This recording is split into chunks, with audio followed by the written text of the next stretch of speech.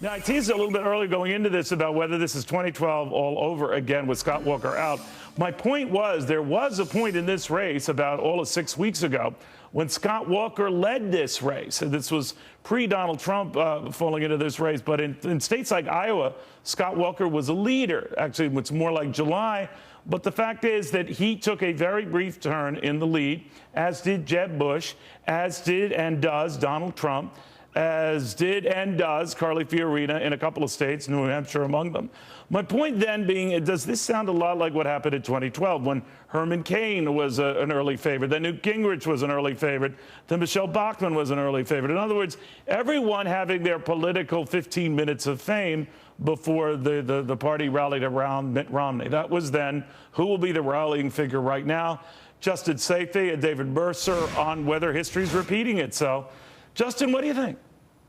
Well, I think you're onto something. Look, the voters right now are not attached to any particular candidate. They're very loosely affiliated right now. It's only 2015. We're not even into 2016 yet. So I think there's a lot of truth to what you're saying about, we've had a number of different frontrunners so far, and we're going to have a number of different frontrunners before this whole thing is over. People forget, but Mitt Romney lost 13 states on his way to the nomination. You're very right in about 2016. that. And by the way, a similar number of states lost by Bill Clinton on the route to his nomination, and Jimmy Carter on the route to his nomination. I mean, so that happens.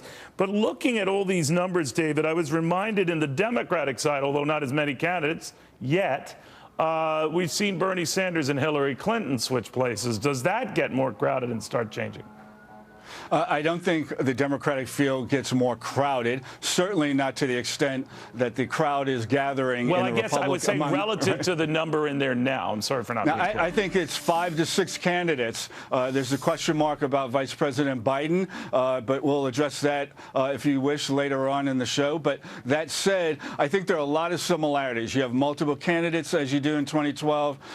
And secondly, you don't have somebody standing out. You don't have the leadership qualities that are summoning the support among donors, among state party leaders, among other congressmen and senators being surrogates to those campaigns. And so you have a fight on your hands. Now, there is a distinction, one being Trump and the other being outsiders dominating the Republican primary. You have Carly Fiorina, you have Carson, and you have Trump. Well, Carly Fiorina is the one that seems to be the one who's surging for the time being. I mean, whether she eclipses Donald Trump is anyone's guess, but she's already eclipsed Ben Carson. Now, that could change, as you guys, often remind me, Justin.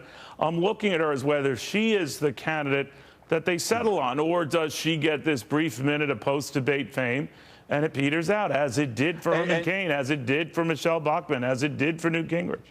Absolutely. Well, that's the true test for these. Justin, I think that, I'm sorry, well, I think that's the case. And if you watch, if I'm an investor, as many donors are, right now they're spreading their money like Hubbard, who was a Walker donor, is spreading his money among 3 and 4 candidates. That only prolongs the opposite of what the Republican Party trying to do with these debates and everything to shorten the primary season. But secondly, it's to suggest that there's no leadership emerging in the party that commands the respect and the support of donors. And do you want a candidate who's going to spend money or your money defending her past record, which is very shaky? Or do you want somebody who has less risk and more probability of winning? That's the big question that donors face in terms of supporting Dave, I'll give you the final word.